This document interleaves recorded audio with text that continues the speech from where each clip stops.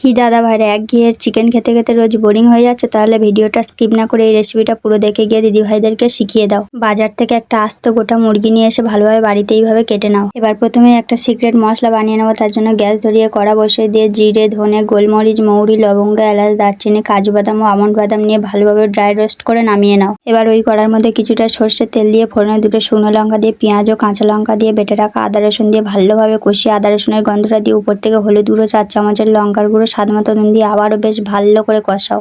ভালোভাবে কষিয়ে নেওয়ার পর ভেজে রাখা যে মশলাটা করে রেখেছিলাম ওটা দিয়েও কেটে রাখা টমেটো দিয়ে সামান্য একটু জল দিয়ে আরও বেশ ভালোভাবে কষিয়ে নিয়ে উপর থেকে মাংসটা দিয়ে কষতে থাকো যতক্ষণ না হাতে যন্ত্রণা হচ্ছে। কিছুক্ষণ করে কষবে, আবার ঢাকা দেবে, আবার ঢাকা খুলে আবারও ভালোভাবে কষবে যতক্ষণ না মাংস থেকে নিজের জল ছেড়ে নিজের জল শুকিয়ে নিচ্ছে ততক্ষণ কষতে থাকবে।